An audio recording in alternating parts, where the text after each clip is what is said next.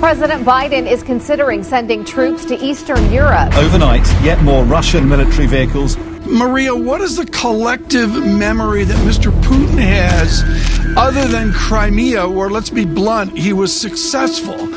With fears rising that Russia could invade Ukraine,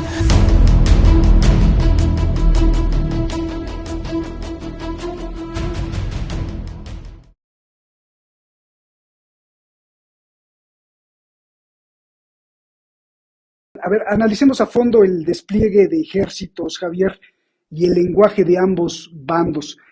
Blinken dijo que un solo soldado que atraviese agresivamente y Estados Unidos reacciona con fuerza y con contundencia, agresivamente.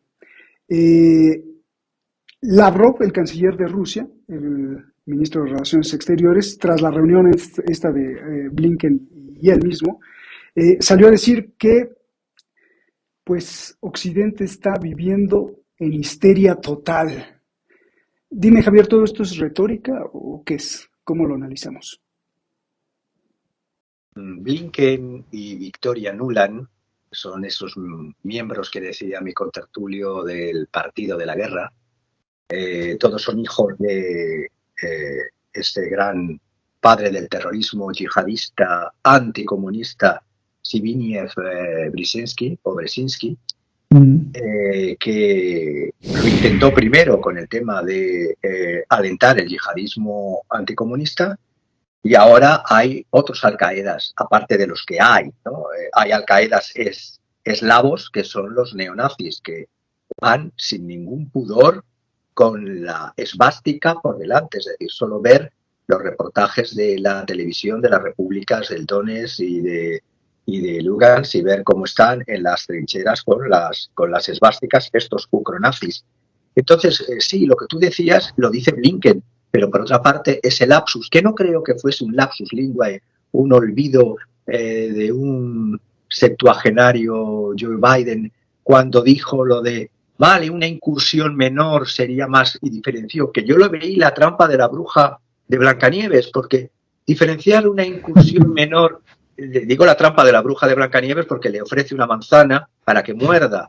Entonces, lo de una incursión menor sería vista, es decir, una incursión menor apaciguaría más que todo lo que está desde el día 19 de enero, por activa y por pasiva, el presidente Sleepy Joe Burisman, diciendo continuamente que invaden, y ahora, de repente, ale, vite, rápido, todo el personal de las embajadas de Ucrania, ya sea el Reino Unido, ya sea Estados Unidos y, por supuesto, Australia, los AUKUS, ahí tienen que salir corriendo.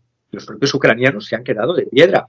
Entonces, lo que yo veo es que la OTAN, esa maravillosa organización defensiva, lo digo con ironía, por eso hasta me da tos, no hace mucho tiempo destrozó la vida de 25 millones de iraquíes. Luego, en el 2011, ocupó Afganistán. Ya ves, por hablar de la manzana y por haber felicitado al general de Alemania, ¿para qué lo felicitaste? Se lo corrieron. Y le destituyeron, debo ser un cenizo. Es decir, en el 2011 ocuparon Afganistán porque iban a buscar a Bin Laden, que estaba curiosamente entonces en Pakistán, uno de los aliados de los Estados Unidos. Se destruyó Yugoslavia, se destruyó Libia, se destruyó Siria, se destruyó Yemen, pero ojo, es una organización defensiva y democrática, tan democrática como que la Turquía de Erdogan es un ejemplo. Entonces, yo lo que veo, y sigo viendo los documentos de la RAND Corporation, que es esa CIA en la sombra, o Shadow CIA, y he estado viendo este fin de semana también documentos de de RAND Corporation, donde dos documentos, uno traducido Rusia sobreentrenada y desequilibrada, así se titula, de abril del 2019, y otro que utiliza el manido concepto e inútil concepto de zona gris de enero del 2020, fechas. Por eso digo las fechas, del 19, del 20, la CIA en la sombra publicó medidas hostiles de Rusia. Es decir, y les ha salido el tiro por la culata, porque Rusia, hablan ellos, estos señores de la Rand Corporation, por favor, si queréis, gratis, me brindo para que hagáis un informe mejor, porque decir que Rusia es estratégicamente limitada, pero tácticamente fuerte, pues el veredicto de la Rand Corporation es falso. Porque, primero, esa idea se ha visto clara que incluso con la India que pretendían enfrentarla con China, India, a través de la diplomacia rusa, está unida más que nunca a Rusia. Y ahí están todas las últimas cumbres, reuniones y las próximas. Y luego el matrimonio, que no me canso de decir, adjetivándolo de conveniencia, entre Rusia y China. Han logrado los peores escenarios posibles. Los que eran enemigos en la época de Nixon, en las épocas soviética y de la República Popular China, ahora son amigos. Y los que se iban a enfrentar, chinos e indios, Rusia ha logrado ser esa pieza de equilibrio y lograr una unión todavía más con la India. Por eso el tema de AUKUS molestó, por eso los SS-400 en la India también. Es decir, veo que y van a terminar con la yugoslavización de Ucrania, porque tarde o temprano Ucrania ya están divididas, no me canso de decirlo sus élites, cuando acusan que se estaba preparando ya otra cosa de la anglosfera. Ya tienen un presidente prorruso. Lo ha desmentido ese empresario ruso, supuestamente prorruso, de Ucrania, y van de torpeza en torpeza. Yo creo, repito, que los imperios en decadencia son imposibles de levantar. Los Estados Unidos tuvieron su auge unipolar del año 91 hasta el 2011, 2012, y hasta ahí no hay unipolaridad ya que valga. Y es verdad que los chinos no van a dar la sangre por los rusos y los rusos por los chinos. Pero ojo, hay maniobras, hay intereses comunes, hay la Organización de Cooperación de Shanghái. Es un hecho que no sea solamente para quedarse, sino para acrecentar. Hemos visto la reacción francesa, hemos visto la reacción alemana. ¿Que va a haber conflicto? Pues es que no ha parado de haber conflicto. Repito, los enfrentamientos en las repúblicas de Donetsk y de Luhansk, simple y llanamente repúblicas que siguen considerándose ucranianas, pero son ucranianos que no quieren enfrentarse a los rusos porque parten de esa idea común de que la Rusia de Kiev engloba a ambos. Y por lo tanto, todo lo que están haciendo, solamente los informativos de Occidente te ven los avances de tropas, pero no se hablan de las tropas que se están enviando desde... Una amiga alemana estaba intentando ver el dato concreto, pero bueno, lo resumo. Una amiga alemana me decía, el otro día vive en Bremen, que desde el 2011 ella está en relación con las empresas de transportes de vehículos blindados y de carros. Nunca ha habido tanta concentración hacia las fronteras vía Polonia y vía frontera Ucrania. Nunca ha habido tanto movimiento desde entonces de concentración de carros y de tanques mirando a Rusia. Por lo tanto, los que se están moviendo, pero desde hace ya 2011 y por supuesto 2013, es Occidente, y el Occidente entendido no como Europa, que no me canso de decirlo, el Occidente entendido como la anglosfera, esa fuerte y unida nación llamada Estados Unidos, y esa fuerte y unida nación, sobre todo con Boris Johnson, de Reino Unido. Y eso es lo que hay, es decir, son imperios en decadencia que la chispa, como decía mi compañero, puede saltar en cualquier momento, pero la chispa, si estalla a la manera nuclear, sería una gran catástrofe para el planeta. Gracias. Lo que me preocupa es que siempre nos estén tomando el pelo, y lo que dice Adrián es esto muy raro de que las conclusiones y resultados no van a ser públicas, pues ahí ya como que no vemos con claridad. Vamos a la cuestión económica. ¿Por qué Estados Unidos está preparándose, Adrián, para producir más gas, más hidrocarburos? ¿Y cómo Rusia tomaría una contramedida al respecto? Vamos a ver. Bueno, Rusia en principio no tiene por qué tomar contramedidas contra una voluntad de Estados Unidos de producir más gas en abstracto. El reto está en principio, por supuesto, en mercados en los que ambos pueden estar en competencia en la venta de gas, y en concreto está planteado en lo que hasta ahora era uno de los mercados naturales sigue siendo uno de los mercados naturales del gas ruso, que es Europa, y digamos esa estrategia de Estados Unidos de utilizar la fuerza, el poder político que tiene sobre Europa para intentar sustituir a Rusia como proveedor de gas en el conjunto de Europa, ¿no? A pesar de que ¿Sabes por qué te lo pregunto? ¿Sabes por qué te lo pregunto, Adrián? ¿Y por qué la contramedida? Porque en caso de un conflicto o de una incursión menor, como dice Javier, el gas puede ser la moneda puede ser el arma perfecta de Rusia para asfixiar a Europa. Pero si Estados Unidos provee ese gas, más allá de quedarse con el negocio, Rusia ya no vendería y no tendría ingresos. Y eso sí sería un problema para Rusia, porque entonces no tendría ese ingreso económico que es multimillonario. A eso te pregunto. ¿Rusia tiene planeado algo como para sustituir ese dinero que le entra vía gas? Bueno, vamos a ver. Rusia tiene unas finanzas muy asentadas, con lo cual puede hacer frente fácilmente a retos financieros de corto y de medio plazo sin problemas, ¿no? Tiene una deuda pública en alrededor del 20%, no tiene ni comparación con las cifras occidentales, ¿no? Tiene unas reservas de oro impresionantes que no tienen en Occidente, etcétera, ¿no? Bueno, el que esta pueda ser, si te he entendido bien la pregunta, que esta maniobra alrededor del gas pueda ser una estrategia final resultante de un posible proceso bélico, me resulta un poco de un cálculo excesivamente artificial, ¿no? Es decir, en un conflicto bélico nadie sabe cómo acabaría. Sí es evidente que a Estados Unidos le interesa una tensión continua, ha estado con su estrategia desde siempre, desde el año 2000 sobre todo, ha sido, digamos, generar enemigos contra Rusia y contra China en los países de al lado. Hay una tendencia, de alguna forma ya lo explicaba Francisco, ¿no?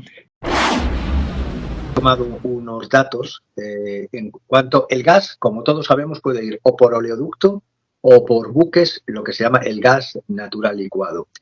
Los puertos europeos tienen una capacidad máxima en torno a 830 millones de metros cúbicos, frente, para que nos dimensionemos, a los 1.700 millones de metros cúbicos de gas ruso vía oleoducto, es decir, 830 frente a 1.700 millones. Noruega, es decir, el gas ruso es el 40% de la energía de Alemania.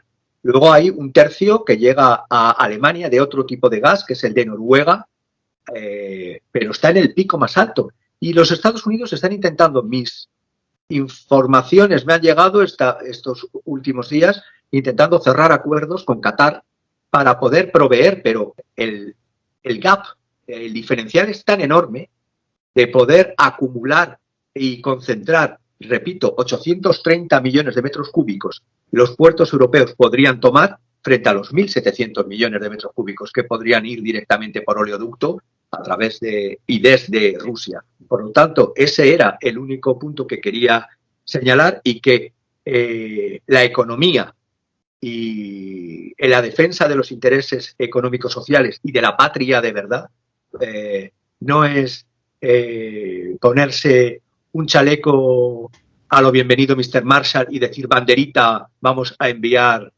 buques por aquí y soldados por allá, es defender los intereses de la nación. Y Alemania, aunque está castrada como muchos países en Europa en su soberanía, económicamente es una potencia y por lo tanto no van a renunciar, independientemente del signo político que tengan. Y eso que los más belicistas, curiosamente, están saliendo, bueno, los liberales ya lo sabíamos, pero los verdes, es decir, es verde para una cosa y bombístico o bombero de bomba para otras cosas. Por lo tanto, a pesar de todo eso, los intereses económicos de Alemania y ese suicidio de nucleares no, tienen que depender de otro medio de energía, en este caso del gas. Y del gas, capacidad para suministrarlo a Europa lo tiene de momento en volumen Rusia. Déjame regresar contigo, Javier, para la conclusión. Adrián, la última pregunta por alguna razón no se grabó completa. ¿Puedes apuntarme de nuevo esto que estaba diciendo Javier sobre la cuestión del gas, que pues es prácticamente imposible que Europa caiga en las manos de la canasta de los hidrocarburos de Estados Unidos, porque esto sería pues verdaderamente una tragedia para los propios europeos? Sí.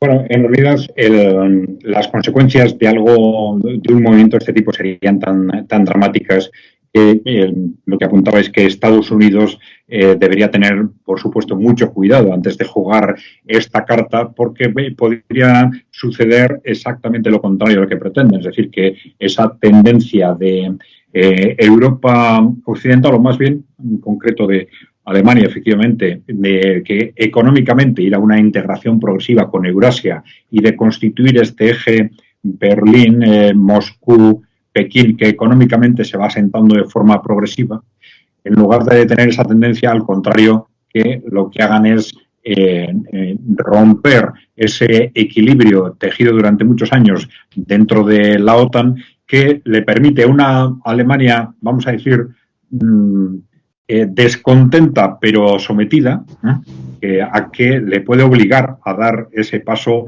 para salirse, digamos, del entorno anglosajón y empezar ya a mirar de forma más clara hacia el este. Si yo este tema del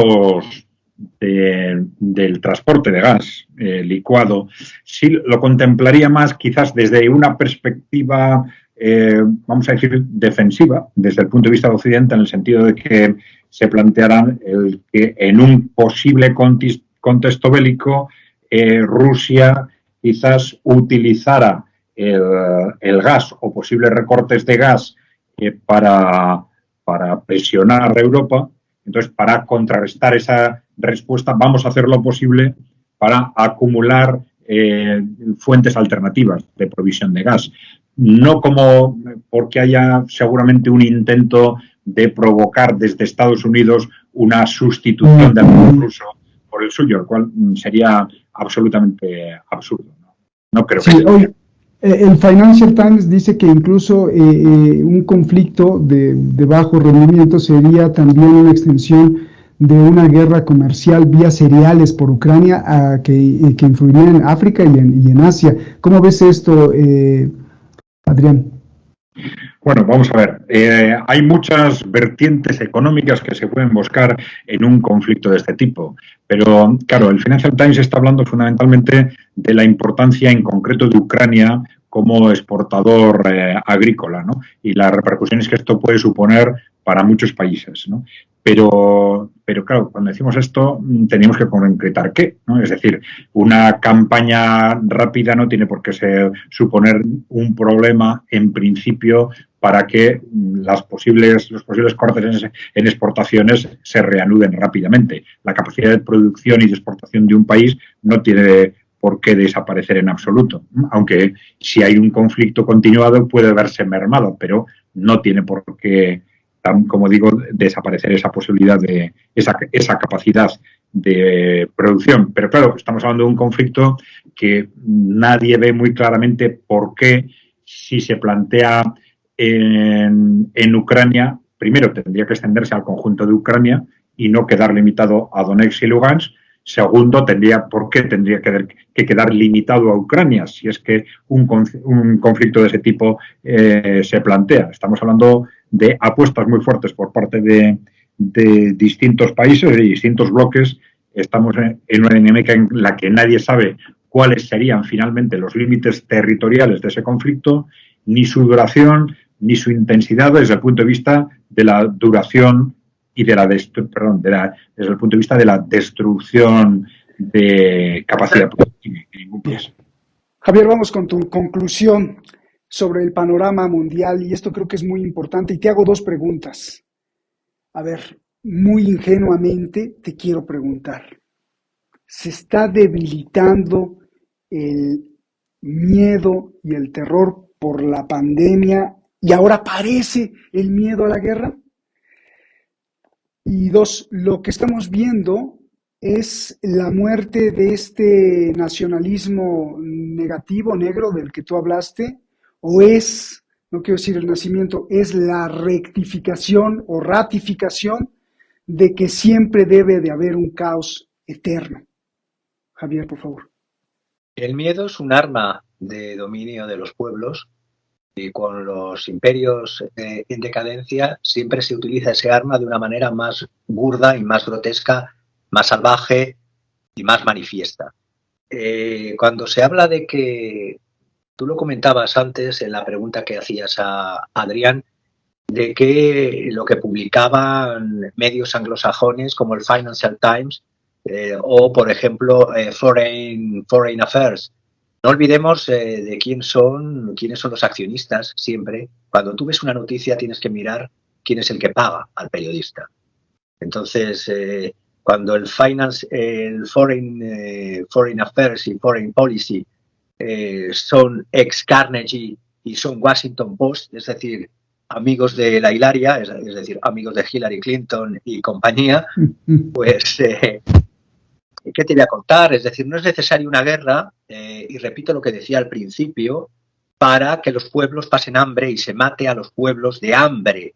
Es decir, cuando se especula financieramente, como se especula tan alegremente desde los años 90, con los nuevos instrumentos financieros que se crearon a finales de los 80, los futuros, las opciones, los FRAPs, los ETFs, todos estos instrumentos matemáticos financieros tan maravillosos que no inciden en la economía real, porque muchas veces ni terminan haciendo la compra de las cosechas de trigo, de maíz, de Ucrania, desde esas bolsas tan democráticas como la CBOT, la Chicago Board of Trade, ahí estamos viendo que se está encareciendo no ahora por la guerra de Ucrania, no ahora desde Luhansk y Donetsk, es decir, las muertes por hambre y sed, porque no pueden comprar cereales y no son solo por las malas cosechas. Es decir, cuando se habla del encarecimiento de los alimentos, siempre se decía agua, sol y guerra en Sebastopol. Es decir, si no hay agua o el sol es demasiado intenso y quema las cosechas, o hay una guerra en Sebastopol, se decía antes, esa tríada hacía que se encareciesen los cereales, se encareciesen los piensos para los animales, los abonos, pero es que ahora se está produciendo desde los años finales de los 90, porque señores sentados en unas mesas de trading se dedican a jugar y a enriquecerse en operaciones de alta frecuencia, jugando a especular. Compro tal, una opción de compra, una opción de venta, en cuestiones, en el día varias operaciones que encarecen el producto real. Por lo tanto, no es necesario lo que dice este diario que has comentado, todos los diarios de la anglosfera, que el culpable también sería Putin de que hubiese hambrunas en África. No, señores, lo están haciendo todos los días en Londres y en Chicago. Y lo están haciendo desde los años 90 y les importa un pimiento que se mueran en Sudán, en Eritrea o en Somalia. Por eso al principio decía lo del holomodor que se produce en esos países y de eso no se habla. Y a lo que me preguntabas, que si es el caos, pues es que cuando no hay estados, es caos. Es decir, ya desde Hobbes, en su Leviatán, te habla claramente cuando no existe la potencia del Estado y el Estado con las políticas desde los 80, 90 y posteriores neoliberales, mal llamadas neoliberales, porque es la eclosión del liberalismo extremo, es decir, no al Estado. ¿Pero quién sustituye al Estado? Las corporaciones. ¿Y qué son los intereses de las corporaciones? Son neoseñores feudales o nuevos poderes feudales que lo único que hacen es mirar su profit, su beneficio. Y les importa poco dónde tienen que matar o morir las gentes. Por lo tanto, es el imperio del caos. Y eso es la expresión de lo que es el imperio del caos. Por lo tanto, ¿vamos hacia más caos o más Estado? Pero claro, si los Estados vemos también cómo están regidos con, voy a utilizar el término prostituto, en su etimología griega para que nadie me diga que les estoy faltando. Prostituta era vender unos servicios por dinero. Bueno, pues cuando hay jugosas comisiones o puestos en consejos de administración en muchos países, en el nuestro que digamos, desde las más altas cumbres hasta las más bajas camas. Pero todo eso hace que incluso teniendo Estado, si el Estado está minado, copado por políticos corruptos, pues tampoco es una solución. Es que el Estado perfecto no existe. Sí, por supuesto, no existe. Pero el grado de corrupción y de podredumbre desde finales del siglo XX a principios del siglo XXI jamás ha sido como es ahora. Bien, pues qué gran conclusión que nos pone un panorama medio oscuro, Javier. Adrián, ayúdame a plantearte la pregunta, dos preguntas. ¿Hay solución? O sea, podemos ser optimistas, ¿hay solución? Y la segunda pregunta que me parece muy interesante, el poder económico, la economía o las finanzas, o como tú le quieras llamar, ese poder económico, ¿está utilizando los modelos de estas grandes novelas de Aldous Huxley y la orwelliana de 1984, en donde vamos a controlar al pueblo, por un lado distrayéndolo y por el otro lado en una cúpula desde arriba, en un control totalitario, tanto como planteaba Orwell, como planteaba Huxley, que era distrayéndolo, lavándole el cerebro? Se están uniendo estas dos desde la cúpula del poder económico y así tienen al mundo. ¿Por qué lo pregunto? Porque es muy curioso, o sea, digamos que soy muy ingenuo, de que la pandemia se está acabando en el sentido del miedo, ¿no? O sea, se sigue la pandemia, pero este miedo que sentía la población mundial en el 2020 ya no es el mismo miedo de ahora, pero entonces aparece el miedo de la guerra. ¿Cómo lo ves tú desde la parte matemática y económica, ¿no? Bien. Bueno, vamos a ver. Primera pregunta. ¿Tiene esto solución? Vamos a ver, yo creo que por supuesto que sí. Hay que pensar, primera referencia, las distintas partes van a ser suficientemente razonables como para que esto no termine en un enfrentamiento entre bloques, que ya hemos comentado antes los riesgos que tendría de una casi segura guerra nuclear, ¿no? Segundo, vamos a pensar que van a llegar a acuerdos suficientes como para dar una cierta estabilidad al contexto. También es posible. Esa propia estabilidad iría a favor de una normalización de la situación a medio y largo plazo. Aquí nos encontramos con el problema de que hay intereses muy claros en que esa estabilización no se produzca. En este caso, ya lo hemos comentado, es esa élite de Wall Street, es ese partido de la guerra que está en una situación de alarma creciente y que piensan que necesitan a toda costa neutralizar a Rusia y a China. Entonces, ese es el peligro fundamental para la estabilización, pero puede ser una cuestión de tiempo. Si se consigue ganar tiempo suficiente como para que esa estrategia de ruptura, de guerra, no salga adelante, pues esa élite también puede tener los días contados, ¿no? Desde el punto de vista de la élite económica y sus estrategias. Bueno, yo creo que para entender todo esto, efectivamente puede ser muy importante el contexto económico, ¿no? Como decía Francisco, estamos en fundamentalmente Occidente, América en su conjunto y Europa, hiperendeudados como consecuencia de un proceso de 40 años de neoliberalismo en el que la economía solo se ha mantenido a través de un sobreendeudamiento creciente, pero que llega a su límite, estalla en el 2008, a partir del 2008 no se consigue bajar el nivel de deuda, para evitar el desastre se intenta alimentar con expansión monetaria y más expansión monetaria y más expansión monetaria. Bueno, ahora parece claro que esto ha llegado al límite. En el año 2019, unos meses antes de la pandemia, hay una serie de documentos elaborados por BlackRock, que ya sabes que es la gestora de fondos de inversiones más importante del mundo, con relaciones muy directas con los bancos centrales, etcétera. Elabora unos documentos donde ya les dice a los bancos centrales el 15 de agosto del 2019, 9 meses antes de de la pandemia, que la situación ya es límite, que va a estallar una recesión en cualquier momento, que ya los instrumentos utilizados hasta ahora tampoco van a servir y que se necesitan nuevos instrumentos que ellos llaman, dentro de una estrategia going direct, que no hay más remedio más que produzcan inflación.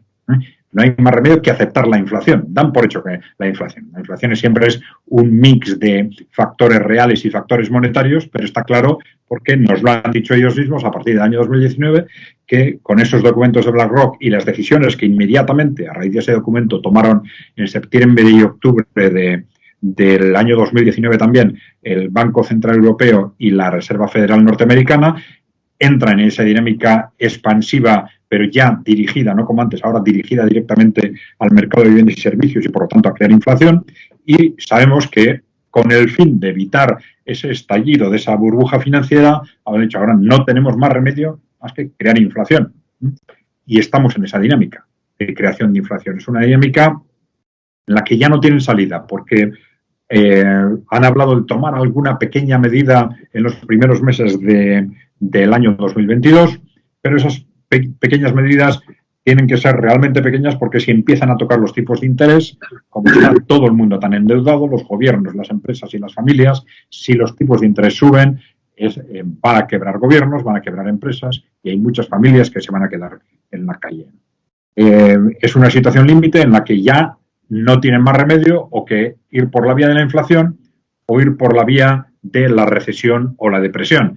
Y esto crea si Occidente ha estado tremendamente nervioso en los últimos 20 años, esto crea una situación límite en la que o uno u otro proceso van a crear, si no hacen otra cosa, van a crear una inestabilidad interna impresionante. De ahí que estén utilizando pues cualquier recurso, pues sea la pandemia, sea la amenaza de guerra, cualquier recurso externo de ese tipo, van a intentar utilizarlo para justificar lo que está pasando. Las medidas que se están adoptando no va a ser porque la deuda que teníamos acumulada, porque los bancos centrales hayan hecho esto y lo otro, no. Va a ser por la pandemia, o va a ser por la amenaza de guerra, o va a ser por la guerra, o va a ser por el cambio climático, ¿no? Pero van a intentar taparlo de una forma o de otra con alguna de esas estrategias, sin ninguna duda. Estamos, ya digo, en una situación límite desde el punto de vista de la explosión de esa burbuja acumulada de deuda en el conjunto del mundo occidental. Pues un aplauso, muchísimas gracias a los dos, nos clarifican muchas dudas y deudas también. Muchísimas gracias. Abrazos, Adrián, Javier, un gran abrazo. Gracias siempre, porque son faros de luz que nos ayudan a alumbrar nuestro camino en este planeta Tierra. Gracias, buenas noches, gracias a usted, nos vemos hasta la próxima. Gracias.